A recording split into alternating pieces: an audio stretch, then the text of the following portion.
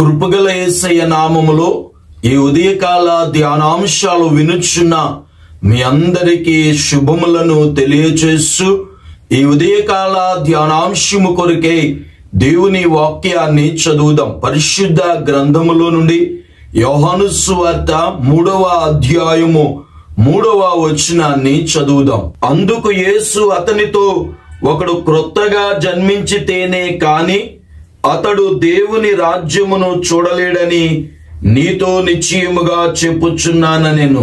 యూదుల అధికారైనటువంటి నికోదేము అనే పరిసయ్యుడు ప్రభు దగ్గరికి వచ్చి, నీవు దేవుని కుమారుడు అని, దేవుడు నీకు తోడైంటే తప్ప ఈ సూచక క్రియలు నీవు చేయలేవు అని చెప్పినప్పుడు ప్రభు నికోదేముకు తెలియజేసింది, ఒకడు క్రొత్తగా జన్మిస్తేనే తప్ప వాడు దేవుని రాజ్యమునకు వారసుడు కాలేరని ప్రభు తెలియజేసిన. అందుకు నికోదేము, ముసలివాడగు మనుష్యుడు ఎలాగూ జన్మింపగలడు? రెండవ మారు తల్లి గర్భమందు ప్రవేశించి జన్మింపగలడా అని ఆయనను అడగగా, అందుకు యేసు, ఒకడి నీటి మూలముగానైనను ఆత్మ మూలముగానైనను జన్మిస్తేనే తప్ప వాడు దేవుని రాజ్యమునకు వారసుడు కాలేడని ప్రభువు తెలియచేశాడు. దేవునికి స్తోత్రం. శరీర మూలముగా జన్మించినది శరీరమునై ఉన్నది, ఆత్మ మూలముగా జన్మించినది ఆత్మై ఉన్నది.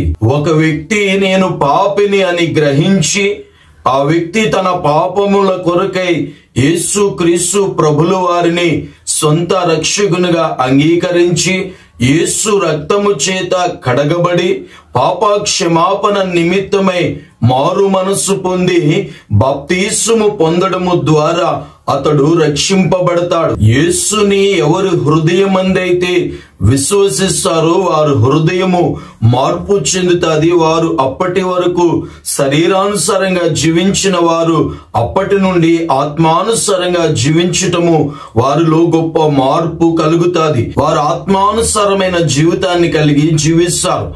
ఎవరైతే రక్షించబడ్డారో వారందరూ కూడా ఒక శిశువు ఎలాగైతే దినదినము వర్ధిల్లుతూ అభివృద్ధి చెందుతాదో, క్రీస్తును సొంత రక్షకునిగా అంగీకరించిన ప్రతి విశ్వాసి కూడా ఆత్మానుసారంగా వర్ధిల్లుచు క్రీస్తు వలె మనము ఎదుగుచూ ఉండాలి. పరిశుద్ధ గ్రంథములో నుండి పేతురు రాసిన మొదటి పత్రిక 2వ అధ్యాయము మొదటి 3 వచనాలు చదువుదాం. ప్రభు దయాళుడని మీరు రుచి చూచి ఉన్న ఎడల సమస్తమైన దుష్టత్వమును, సమస్తమైన కపటమును, వేషధారణను, అసూయను, సమస్త దూషణ మాటలను మాని క్రొత్తగా జన్మించిన శిశువులను పోలిన వారై నిర్మలమైన వాక్యమును పాల వలన రక్షణ విషయములో ఎదుగు నిమిత్తము ఆ పాలను అపేక్షించుడి. ఎవరైతే క్రీస్తులో క్రొత్త జన్మ కలిగి జీవిస్తారో వారు జీవితములో ఆత్మీయంగా వారు వర్ధిల్లడానికి వాక్యం అనే పాలను వారు అపేక్షించాలి. అనగా వారి జీవితాలలో వాక్యాన్ని వినాలి, వాక్యాన్ని చదవాలి, వాక్యాన్ని ధ్యానము చేయాలి. దేవుని వాక్యమే మనలను బలపరిచేది. దేవుని వాక్యము మనకి బలాన్ని కలగచేస్తుంది. రక్షింపబడిన మనందరి జీవితాలలో వర్ధిల్లునట్లు, మనము ఎదుగునట్లు వాక్యం అనే పాలను మనము అపేక్షించాలి. ఈ దినాలలో చాలా మంది రక్షింపబడ్డారు, సంవత్సరాలు జరుగుతూ ఉన్న వారి జీవితాలలో ఎదుగుదల అనేది లేని స్థితిలో కనబడుతూ ఉన్నారు. ఎందుకు అనగా వారు ఇంకా పసిపిల్లలుగానే వారు పాలను అపేక్షించు వారిగానే ఉన్నారు. సహోదరి సహోదరుడా, దేవుని లేఖనము తెలియచేస్తుంది, మన జ్ఞానేంద్రియాలు అభివృద్ధి చెందినట్లుగా మనము బలమైన ఆహారాన్ని తీసుకోవాలి. ఇంకా మనము పసిపిల్లలుగానే ఉన్నామా, లేక ఆత్మీయమైన స్థితిలో దినదినము మనందరము కూడా ఆత్మ ఫలములను కలిగి, ఆత్మ వరాలను కలిగి అన్ని విషయాలలో మనము ఎదుగుచు ఆత్మ వర్ధిల్లుచున్న ప్రకారము మనం అన్ని విషయాలలో వర్ధిల్లాలి. మరి సహోదరి సహోదరుడా, రక్షింపబడిన నీవు క్రీస్తును అంగీకరించిన మీ జీవితాల్లో ఆత్మీయ స్థితిలో మనం ఎదుగుతూ ఉన్నామా, ఇంకా లేక మరుగుజ్జులుగానే ఉన్నామా?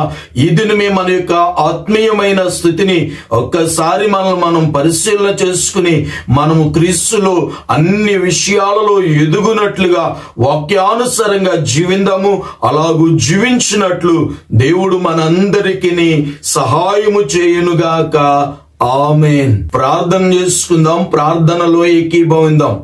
మహోన్నతుడా, మహాగణుడు అయిన మా తండ్రి, మీకు వందనాలు, స్తుతులు, స్తోత్రాలు చెల్లిస్తూ ఉన్నాం. ఈ ఉదయకాల ధ్యానాంశాలు వారి ఆత్మీయమైన జీవితానికి ప్రోత్సాహకరముగాను ఆశీర్వాదకరముగా ఉన్నట్లు ప్రతి ఒక్కరితోనూ మీరే మాట్లాడండి, బలపరచండి. ఈ మాటలు వినుచుండగా వారి జీవితాలలో నైనా మారు మనస్సును, మార్పును మీరు కలగచేయండి. ఇంకా ఎవరైనాను రక్షింపబడకుండా, రక్షణ లేకుండా జీవిస్తూ ఉంటే నైనా ఈ దినమే వారితో మాట్లాడి వారిని మీరు ఆకర్షించి మీరే రక్షించమని ప్రార్థన చేస్తున్నాను. ఎవరు నిత్య నాశనానికి వెళ్ళకున్నట్లు ఆ భయంకరమైన నరకము నుండి తప్పింపబడిన ఆయన మీ నిత్యత్వానికి వారసులుగా ప్రతి ఒక్కరి జీవితంలో అట్టి మారు మనస్సును, మార్పును, పాప క్షమాపణను మీరు కలగచేయండి. రక్షణ లేని వారికి రక్షణను దయచేయండి. మారు మనస్సు పొంది బాప్తీసాలను పొందినట్లు మీరు సహాయము చేయండి. మీ పరిశుద్ధాత్మ చేత నింపబడినట్లు నాయన ప్రతి ఒక్కరిని మీరే బలపరిచి స్థిరపరచమని, మీ నిత్య రాజ్యానికి మేము వారసులం అవ్వాలంటే మేమందరము కూడా నూతనముగా జన్మించాలని, అలాగూ నీటి మూలముగైనను ఆత్మ మూలముగైనను జన్మించినట్లునైనా అటు నూతన జన్మ అనుభవాలు ప్రతి ఒక్కరికి మీరే దయచేసి వారి పాపములను క్షమించి పవిత్రపరిచి మీ రాజ్యమునకు వారసులుగాను మీ బిడ్డలందరినీ సిద్ధపరిచి మీరే దీవించమని యేసు నామములో ఈ మనవులు అడుగుచున్నాను పరమ తండ్రి. ఆమేన్.